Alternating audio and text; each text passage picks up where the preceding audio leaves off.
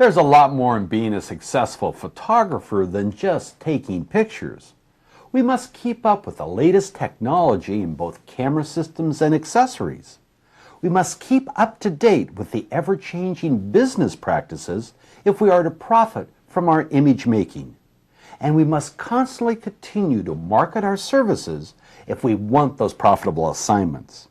But the most important of all, we must learn the discipline of critiquing photography, yours and others, to improve your image-making capabilities. Hi, I'm Brian Ratty, and that's what this program is all about. In the next hour or so, we'll take a close look and begin to understand why some images work and why others don't. We'll look at images that have different themes, like light, color, focus, and composition. We'll see how to find pictures in simple location. We'll see what makes the difference between snapshots and images that communicate. Then we'll look at images from different photographic disciplines: people, action, travel, and nature. We have a lot to cover, so let's get started.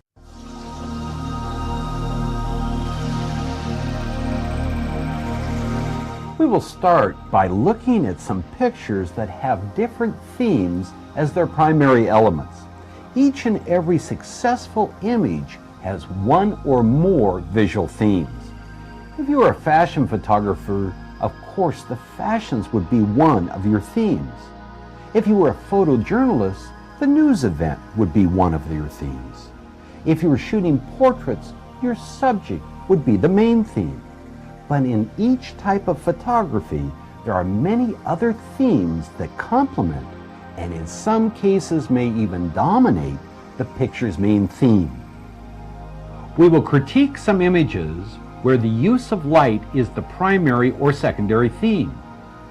Then we will critique a series of photographs that have the strong use of colors as a theme. Next, we'll critique some shots where the control of focus is used or should have been used as a theme. Finally, we'll critique some images where the rules of good and not so good composition is apparent as a theme. Later on, I'll show you just how simple it is to identify some of these basic themes in ordinary objects. But for now, let's start with light. Key concept. Every successful image has one or more visual themes.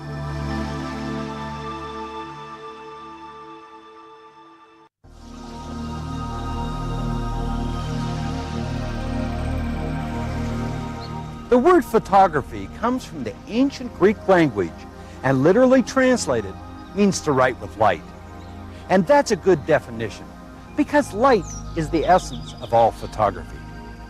But too many photographers take light for granted. They make sure they have enough light to expose the film, then they turn the back on the sun and click away. And that's a pity, because they're missing out on one of the things that makes photography such a joy: the infinite subtleties and possibilities of light. Let's take the sun. You can think of it as just a yellow ball that's conveniently hung up there to throw light on your subject. But if you take the time to really observe sunlight, you will see that there's a lot more to it than that. You can see that throughout the day, throughout the year, the light from the sun is constantly changing.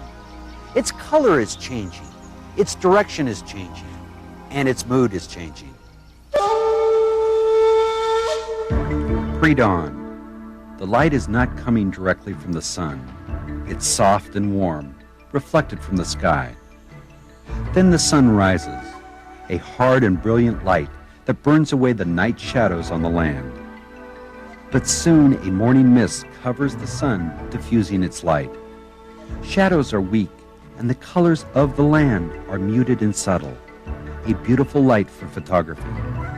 As the mist burns off, the shadows come back, but they're shorter now as the sun climbs through the sky, and the color of the light is cooler with more blue in it. High noon. The sun's directly overhead. The shadows are at their shortest now. The light is harsh and flat, making the land seem featureless, without dimension. For a landscape photographer, it's a good time to put the camera away and rest. The light will be better later on. Then, in the heat of the early afternoon, a thunderstorm. Heavy clouds rise up and partially obscure the sun. The light is dramatic now and changing minute to minute. It's a time of opportunity. Some of the greatest pictures ever taken were taken in stormlight. Later in the afternoon, after the rain, the sky clears once more. The shadows are getting longer, and details of the land begin to take on more form. As the sun sinks close to the horizon, its light passes through more atmosphere. It seems to increase in size, and its light takes on a warm reddish hue. Then it's suddenly over. It's the beginning of dusk, and the world is once again lit by the soft leftover light reflected from the clouds and sky. Whenever I think about images with light as the main visual theme, I think about sunsets and sunrises. There is something magical about this time of day. Images like this one communicate the beauty of the moment. But remember that correct exposure control is needed, so meter for middle gray in the sky and bracket your exposure. The best thing about shooting outside early in the morning or late in the afternoon is the color quality of the light. While this image may be a little static due to the composition, the use of the warm light supports our main theme of the couple's affection for each other.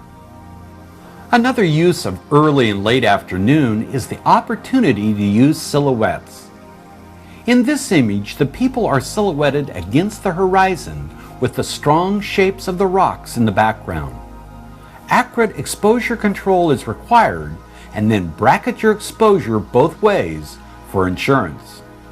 Here, the lighting contrast is one theme, while the child and the shape of the slide are two more themes. The three themes work well together. Once again, the lighting is late afternoon or early morning.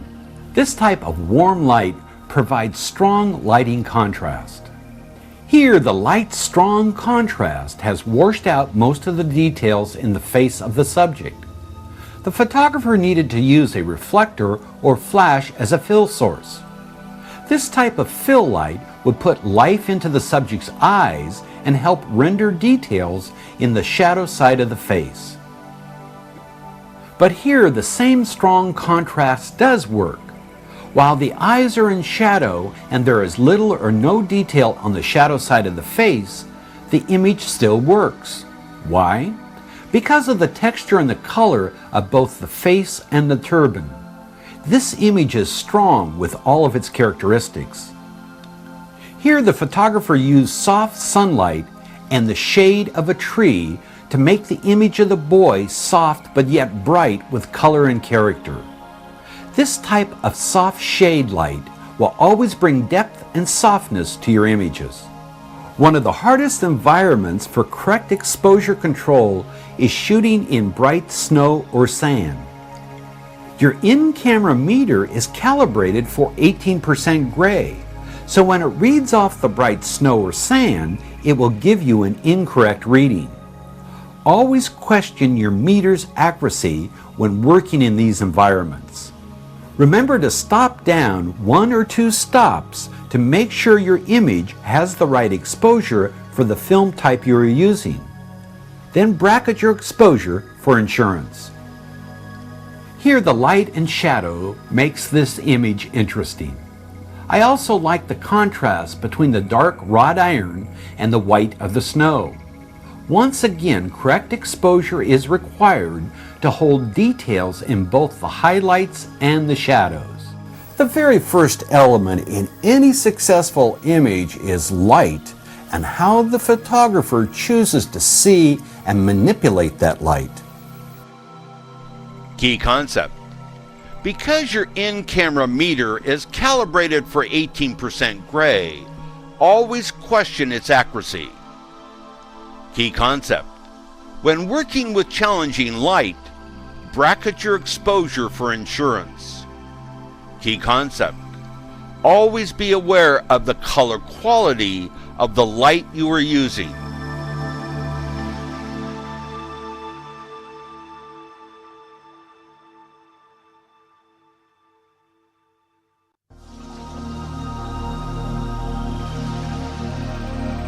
You can spend a lifetime studying color and still run out of time.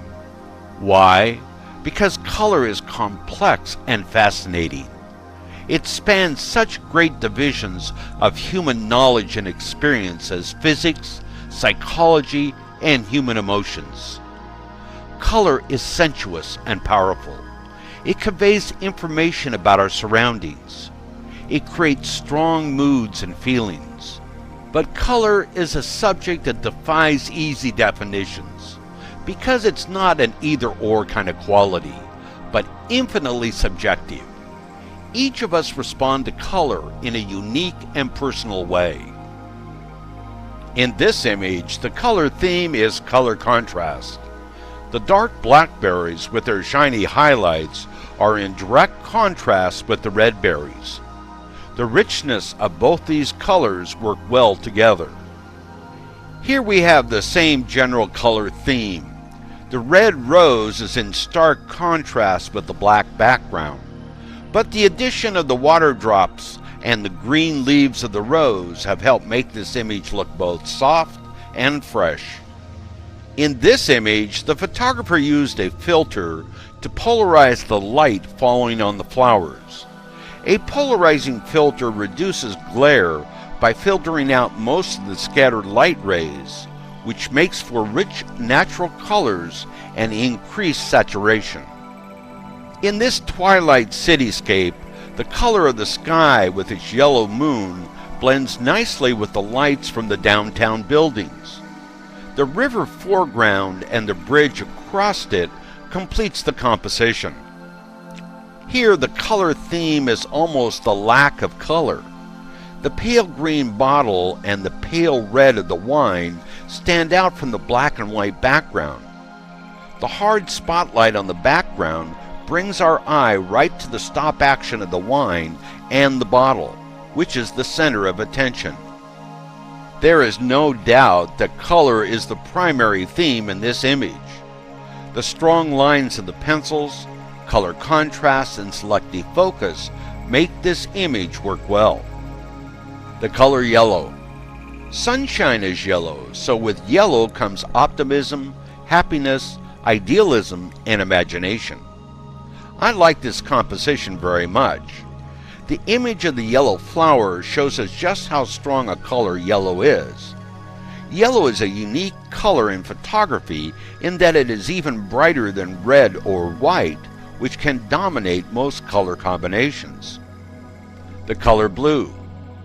Blue is the color of the sky and the ocean and is peaceful and tranquil. In this city image, we have just the opposite feeling from the other city image we looked at a few pictures ago. This image uses the cool blue evening lighting as the main theme. Note how the blue of the moon adds to this effect. Blue hues are very cool in most images. I also like the contrast of the shapes of the buildings in the background to that of the Space Needle. The color red. The most emotional, intense color. Red stimulates a faster heartbeat and breathing. It is also the color of fire and love. This business image is well composed and uses the theme of color well. Our model holding the match stands out from the red background. The picture conveys heat and excitement very well. In this image, I like both the color contrast of the green, yellow, and orange objects as well as their textures. The use of light and shadow make this a very successful image. We can use our imagination as to what these objects are and where we are. We have seen a lot of images where color contrast played an important role. Just remember the color contrast varies with the quality of light you are using. Key concept: a polarizing filter can reduce skylight glare, which makes for rich natural colors. Key concept: yellow is a unique color in that it is even brighter than red or white. Key concept: blue is a color that is peaceful and tranquil.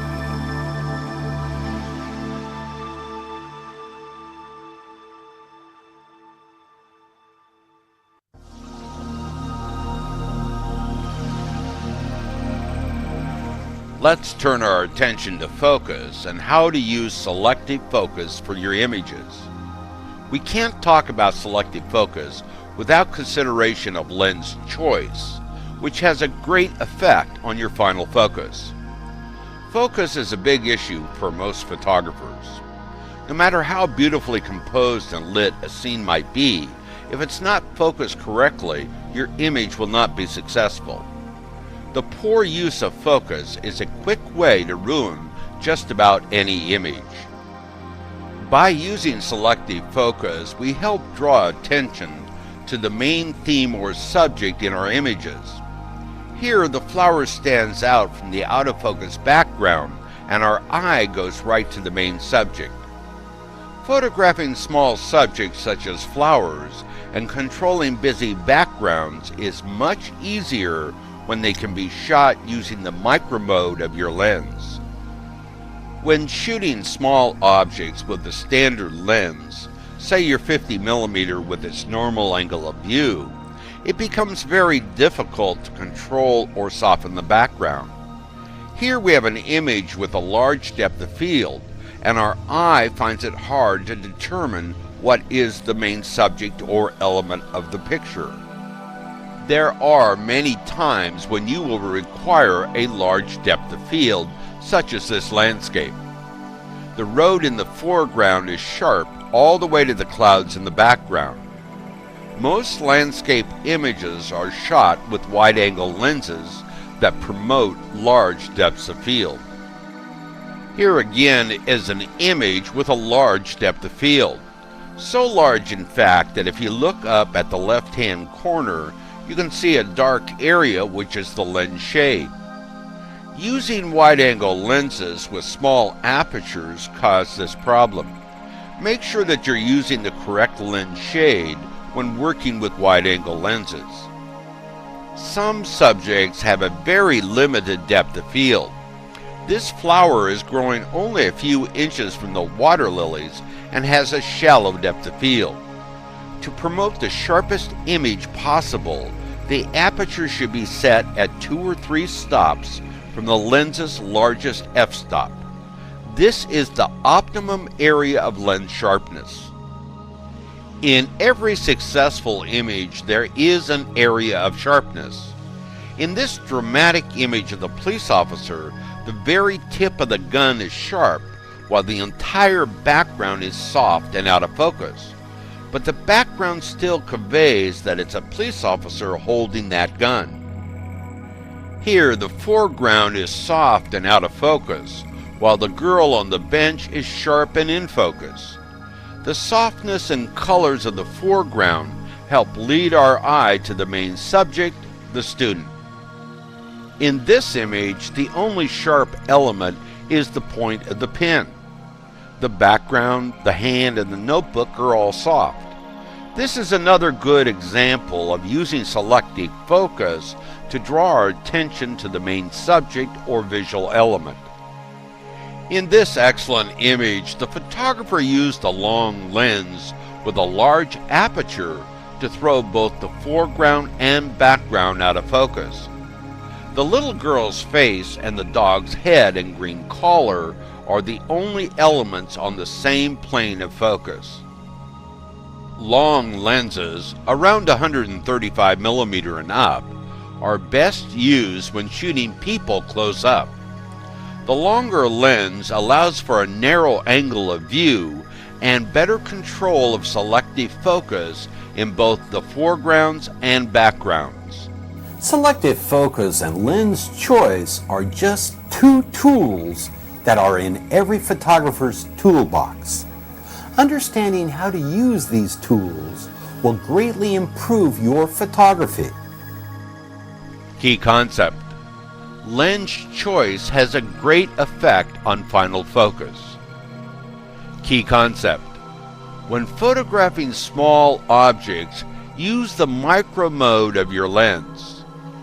Key concept: to promote the sharpest possible image, set your aperture at 2 or 3 stops from its largest f-stop. Key concept: every successful image has an area of sharp focus.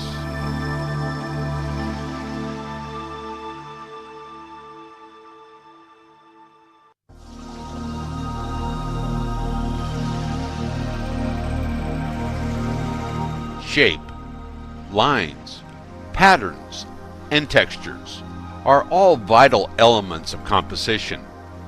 If you analyze these elements before you craft your image, you will achieve a photograph that is more than just a picture.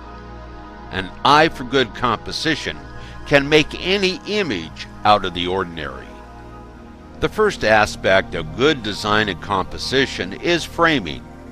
You can select to photograph your image as vertical or horizontal, or you can choose to use an element within the image to frame your main subject, such as the tree in this picture. In this vertical image, the photographer used the rocks in the foreground to frame the landscape. This type of framing helps add interest and depth to our images. Remember that our pictures have only 2 dimensions, height and width. Therefore, whatever the photographer can do to imply depth can add impact to the image. Here we have a good example of using lines to add impact and depth. The model's arms and legs are what I call power lines, with the lines and shapes of the stairs complementing our main subject. The photographer also used good color contrast, perspective, and selective focus to help draw the viewer's attention on the model. In this image, shape is the main element. The shape of the rocks in the foreground are overpowered by the bold shape of the clouds, which dominates the image. Here, shape again is the main theme. The building is positioned in the center of the picture and is static. It's the shape and the lighting of that building that helps make this image work. Static images like this one are usually out of balance. Here the 2 trees are positioned in such a way that the image is split into 2 halves. I also tend to stay away from main subjects in even numbers like 2, 4, or 6. Even number objects are just too static. Here, a single tree has much more impact and interest. Odd numbers are best. Use 1, 3, or 5 main subjects within your image to help balance your design and composition. But that general rule does not work every time. Here we have a single subject, but the image is still static. Both the main subject and the horizon line are in the center of the image. Remember the rule of thirds. Learn to visualize your image in thirds, both vertical and horizontal, to help balance the composition. Here, both the main subject and the horizon line are in the lower third of the frame. This is a much better composition. Here we crop that same image and position the main subject and the horizon line in the upper left-hand third. Once again, a much better composition than the original. The rule of thirds should always be considered when composing your images. Here is an excellent example of a well-composed and designed image. The photographer recognized some of the principles we've just talked about. There is 3 main objects: the sun, the bridge pillar on the left, and the small one on the right. The composition uses the lines and shapes of the bridge going in and out of the fog. The lighting and color contrasts are quite dramatic. Here, the composition is the perspective of the trees. Note the use of the rule of thirds with the bright skylight in the right-hand third of the frame. The massive size of the trees makes this a strong image. Here, the design principle is repetition. This type of composition can add visual impact to your pictures. However, if design elements are repeated endlessly, repetition can easily become redundant. Here, the visual theme is movement. The photographer panned his camera with the motion of the bike riders while using a slow shutter speed. Note that the background is more blurred than the riders, and there is an area of reasonable sharpness on the front wheel of the bike in the foreground. Here, the visual theme is shape and texture. The photographer used good side lighting to bring out the texture of the green palm leaf. Texture in photography is visual touching. Here's another illustration of visual touching. Note the texture contrast between the smooth skin of our model and the rough texture of the rocks. Texture contrasts can always make for interesting images. As you can see, some photographic decisions are better than others. But one thing that never ceases to amaze me is that this little light-tight box is able, in the right hands, to capture that infinite image. That image that can change the hearts and minds of the people that view that image. And best of all, in most cases, those infinite images are subjects and places that we can all find. That is, if you know how to see with your camera. Key concept: shape, lines, patterns, and texture are all vital elements of composition. Key concept: to help balance your composition, odd numbers are best. Use 1, 3, or 5 main subjects. Key concept: the rule of thirds should always be considered when composing your images. Key concept: if movement is your theme, there should always be an area of reasonable sharpness.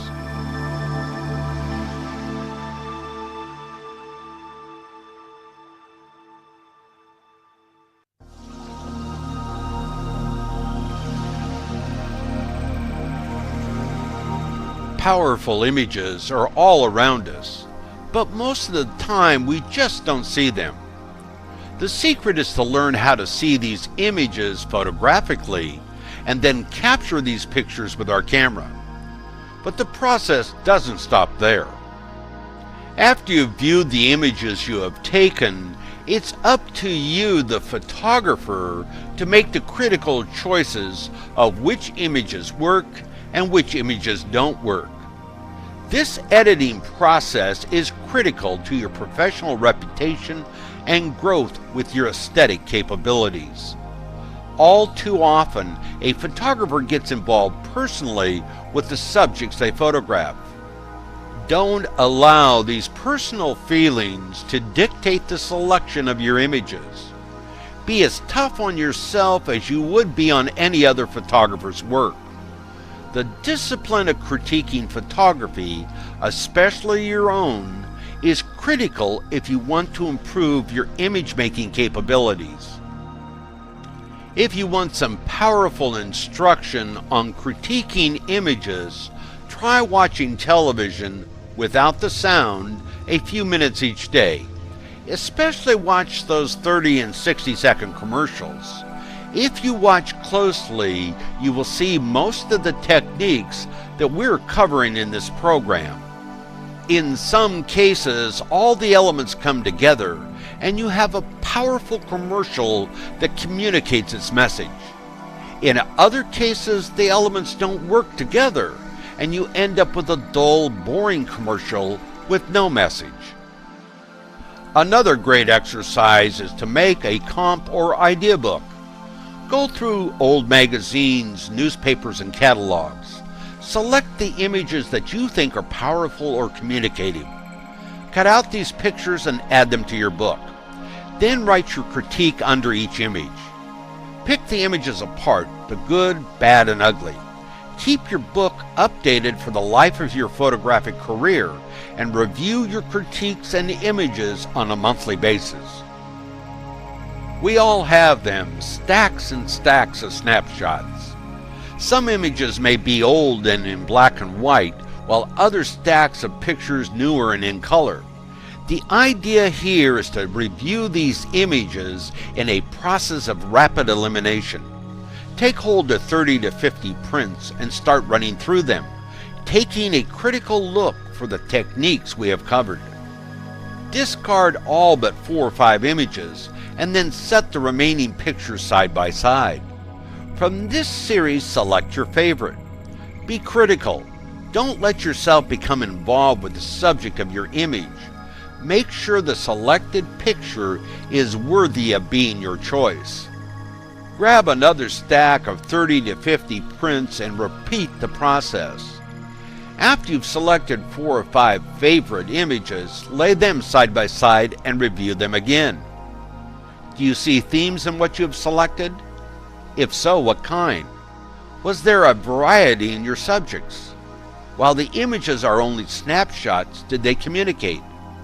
What did you learn about yourself and your photography from this exercise? The process of learning to critique photography is both learning to see photographically and viewing volumes of images. This volume of pictures should not be just your images. Find ways to critique other photographers' work as well. There is a website where you can find volumes of other photographers' work and leave your own images and/or optional written critiques as well. Check out www.photocritique.net. This is a dynamic image-based photo forum site. They invite you to share your images with others. Whether you're a beginning photographer or an experienced pro, post some images for others to enjoy and critique. Even if you don't post, you'll find this forum enjoyable, revealing, and sometimes even inspiring. If you decide to post at this website, please choose carefully. Post only your best work. Pick images that you would like others to see and on which you want to have critical input. Use this forum for a learning experience as well as for a public display of your images. If you receive written critiques on your work, remember that a critique is not a put-down. Critical comments are meant to help you improve your images.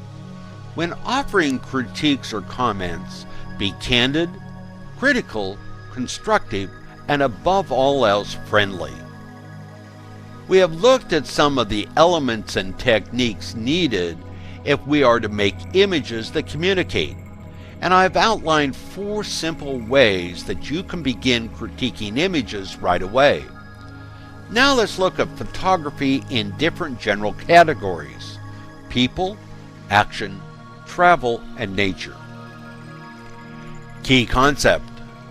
Critiquing photography, especially your own, is critical in improving your image-making capabilities. Key concept. For powerful instruction on critiquing images, watch television without the sound. Key concept. The process of learning to critique photography is learning to see photographically.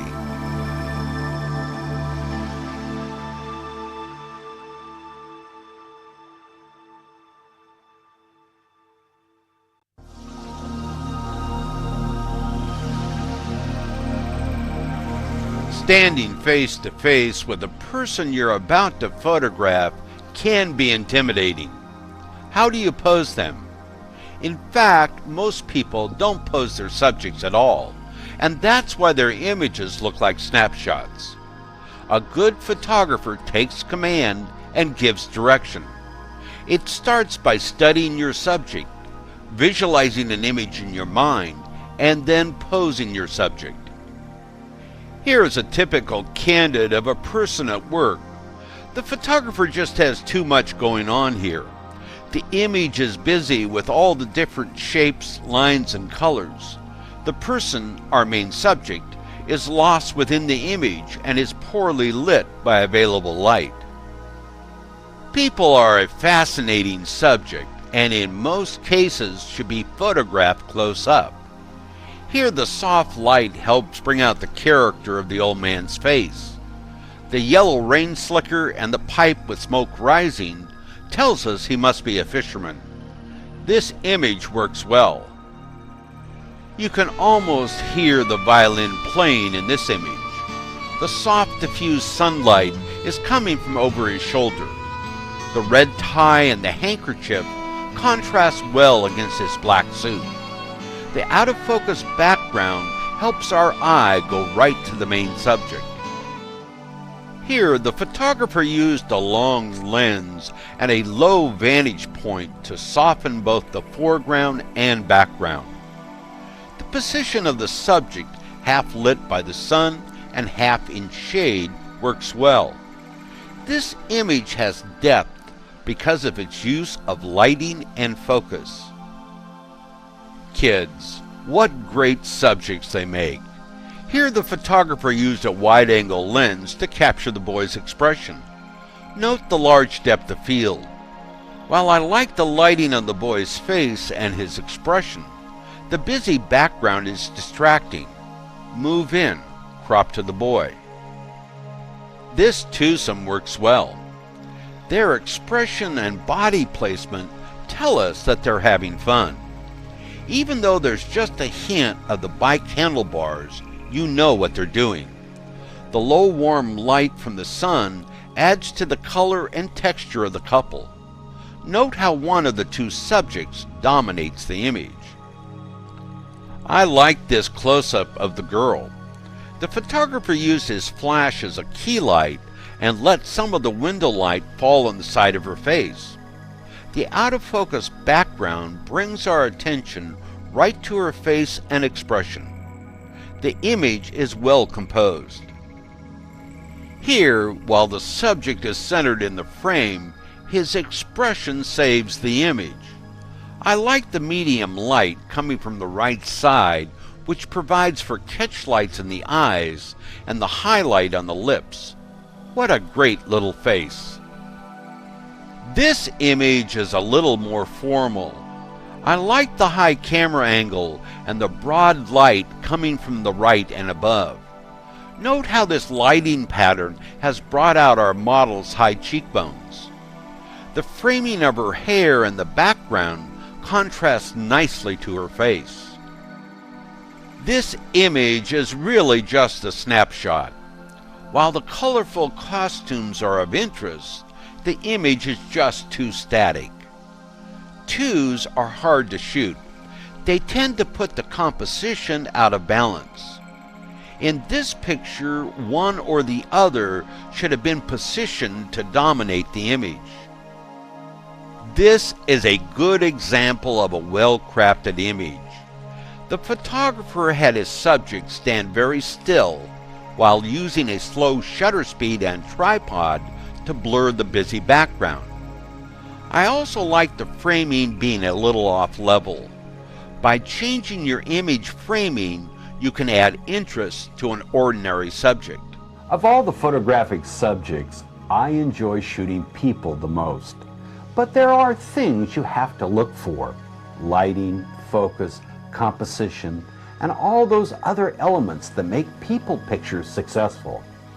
But the most important thing I look for is the subject's eyes.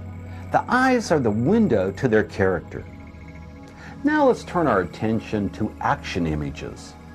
This type of image making is generally shot in the styles of industrial photojournalism and sports photography. Key concept: a good photographer takes command and gives direction. Key concept: in most cases, people should be photographed close up. Key concept: when people are photographed outside, use your flash as a fill or key light. Key concept: focus on the eyes. They are the window to your subject's character.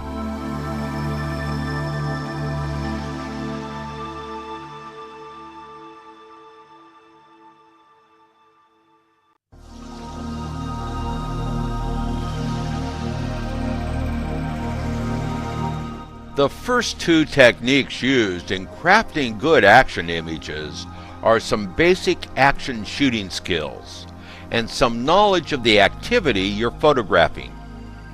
The skills include panning, follow focusing, tripod use, and pre-focusing.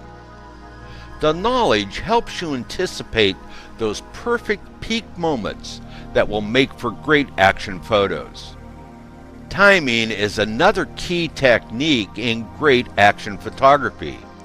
If you shoot at the right moment, you'll get a better shot than if you miss the moment. The secrets of good timing are knowledge of the action you're photographing and practice, practice, practice. The last key element for action photography is a camera that will respond quickly and show you exactly what you're photographing.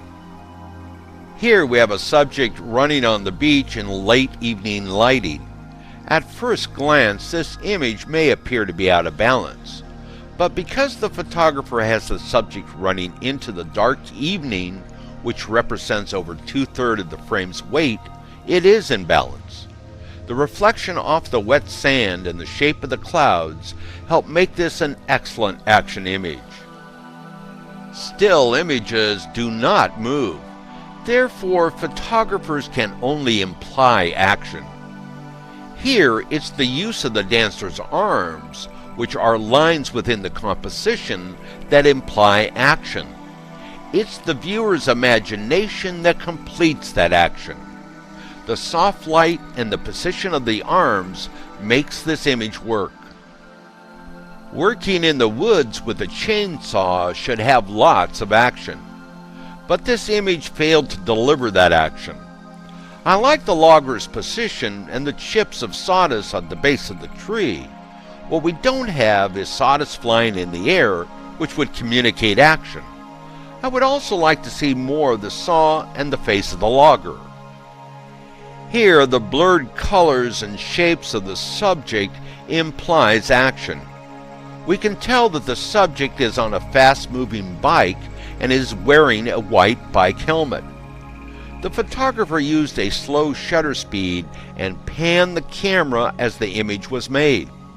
But make sure your shutter speed is not too slow, as that might make the subject too blurry and unrecognizable. This is another good example of using a blurred background to imply action and motion. The vantage point of the camera is in the center of the merry-go-round. The positions of the girl's hands are great as she hangs onto the bar. The position of the man's hand on the left is poor as it's been cut off. Boy, that could be painful. Here, the photographer stopped the action of the swimmer. I like the blurred water around the face. The use of the light and the expression on the swimmer's face helps make this image work. While the line of the arm helps to imply action, it seems to be cropped unnaturally. Crop at natural places like the elbow, wrist, knees, etc. I like this image and its use of composition to imply action. The color contrast between the moving boat and the water is excellent. The white water spray behind the boat reinforces the action of the image. This sailing image implies action because of the lines and shape of the sails, which are full of wind. The position of the boat, which fills the frame and is coming towards the viewer, adds the implied impact of speed. The other boats in the background tell our imagination that this must be a boat race. Also, the image is a good example of the use of light and color. When shooting action images, keep in mind that our pictures have only two dimensions, height and width. It's you, the photographer, that can add that third dimension of depth and imply action with good use of photographic technique.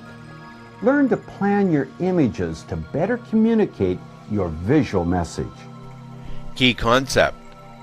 With still images, photographers can only imply action. Key concept. Blurred colors, backgrounds, and shapes can help imply action. Key concept. When stopping action with a fast shutter speed, timing is everything.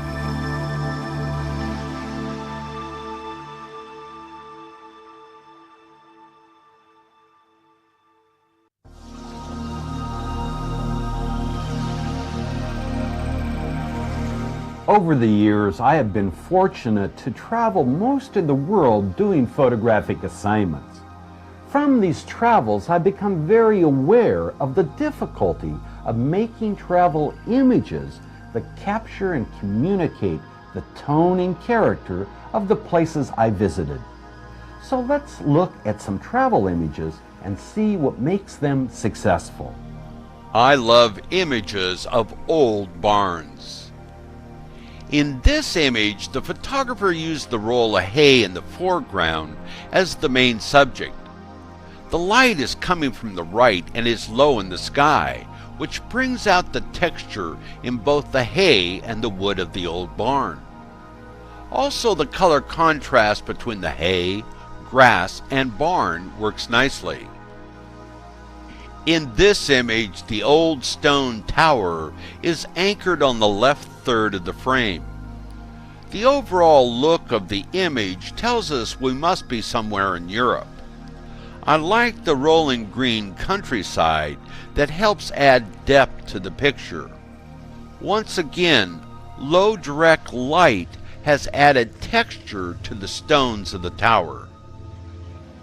The visual theme here is contrast. Not just the color contrast between the two main subjects, but also the contrast between the old and the new.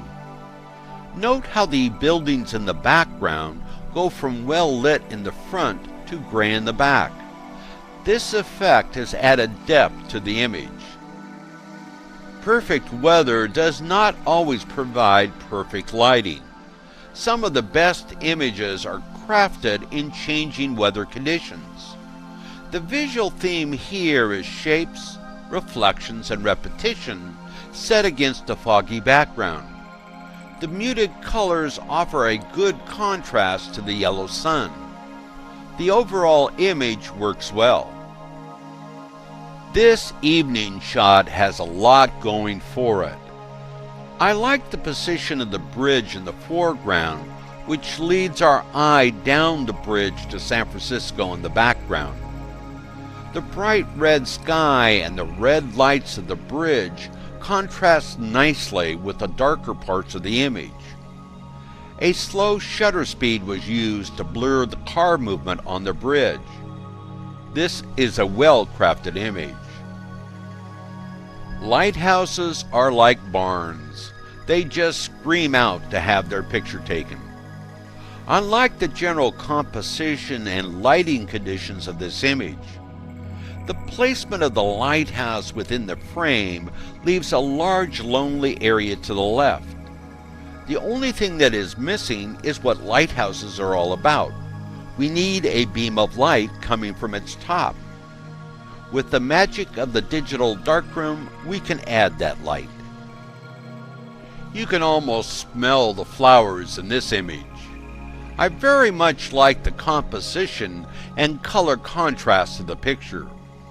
Note how the photographer used both the lines of the trees and the tracks in the flowers to lead our eye into the image. These lines work together to give the image depth and perspective. The low light coming from the sun shows us texture within all elements of the image. Here is another postcard type picture. The rocks of this mountain add strength to the composition. Note how the lower third of the image holds the mountain within the frame. The warm light coming from low in the sky gives the rocks both texture and depth. This image works nicely. Key concept: look for lighting, texture, and contrast in travel images. Key concept: perfect weather does not always provide perfect lighting. Key concept: well-crafted travel images take planning and good photographic techniques.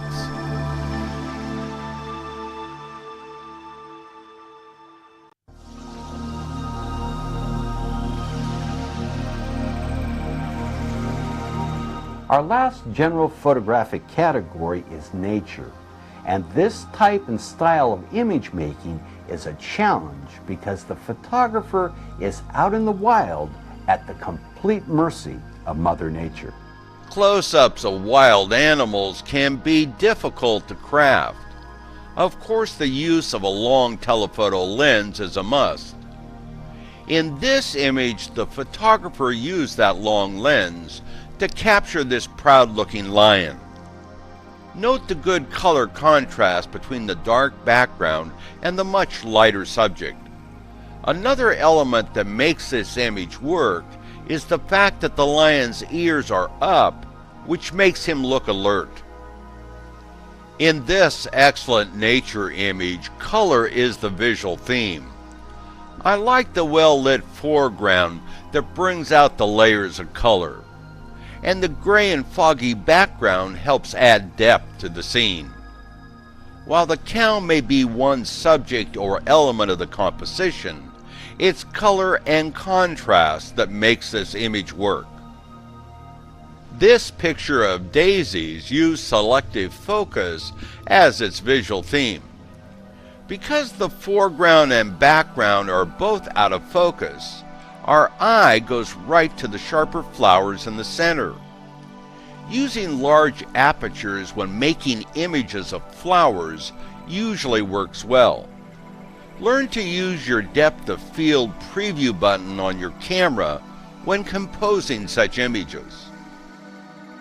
In this flower image, it's repetition and lighting as the visual theme. The color contrast of the backlit flowers works well with the darker sky. Note how your eyes want to go to the brightest part of the image. I also like the lower camera angle, which makes the flowers look larger than life. This image has a few problems. First is frame selection. This image would have been better composed as a vertical, not a horizontal. Secondly, the ostrich's neck seems to be cutting the picture in half. And finally, the ostrich would be better composed if it was looking into the picture, not out of the picture. In this excellent flower image, the color contrast and composition are the visual theme. The photographer used the micro setting on the lens to get as close up as this. At first glance, the rule of thirds tells us to move the dark center of the flower, but the photographer chose to let the dark center be composed in the center of the frame, which works well. This is a good illustration that some rules of photography are meant to be broken. Here is an excellent image where the photographer used a long lens to soften both the background and foreground to focus our attention on the main subject. Note again that the animal's ears are up, which makes the subject look alert. I also like the positioning of the animal in the left third of the frame. The picture's only fault is that the top frame line is cropping the horns. We need a little more air or space on the top. Before I bring up the final nature image, I want to make a point. When the next image comes up, keep track of where your eyes go first. I'll bet your eyes went to the bright spot behind the animal. That's normal. Most viewers' eyes go to the brightest spot in any picture. While I like this close-up image very much, that bright light in the background is distracting. It conflicts with the natural catch lights in the animal's eyes. Good nature images can be found as close as your backyard or at your local zoo. Just remember, if you venture out further into the true wilderness, go prepared. Not only for your image making, but also for your safety and comfort. It's a long ways between watering holes in the middle of the desert, and weather conditions can change fast on the top of a mountain. Be prepared. Key concept. Telephoto lenses are a must for wild animal images. Key concept. Learn to use your depth of field preview button when crafting images. Key concept. Watch out for hot spots, as most viewers' eyes go to the brightest spot in any picture.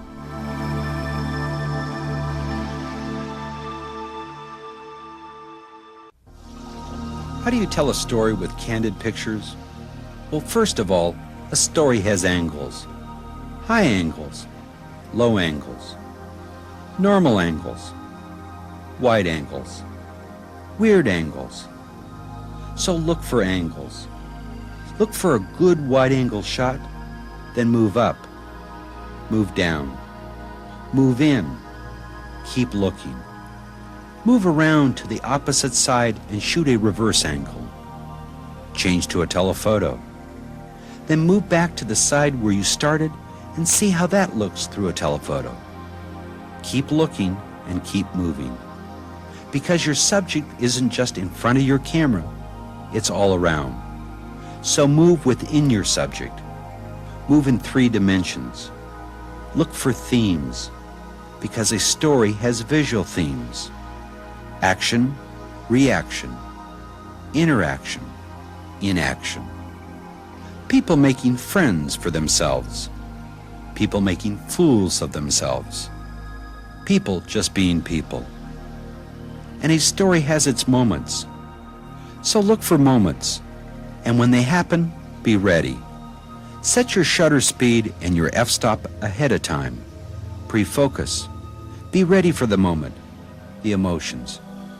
Look for atmosphere, look for details, and look for an ending, because every story has an ending. I want to make a point about camera equipment versus the talent to see and craft images that communicate. If Ansel Adams were still alive and he went into the woods with a pinhole camera and a single sheet of film, and you went into that same wilderness with the best camera system money could buy, who would come out with the best images? Odds are Ansel Adams. Why? Because he knew how to see and craft his images. He knew how to use all the photographic tools at his disposal, and how to use and manipulate light, which is the essence of all photography. We have covered a lot of information and looked at a wide range of good and not so good images in this program. It's important that you learn to see your photography and other images with a critical eye. If you can identify what makes some images successful and others not so successful, you'll be well on your way to improving your photographic technique. Keep your eyes open and your imagination working. Shoot a lot of film, and remember, there is no rule in photography that can't be challenged. Good shooting.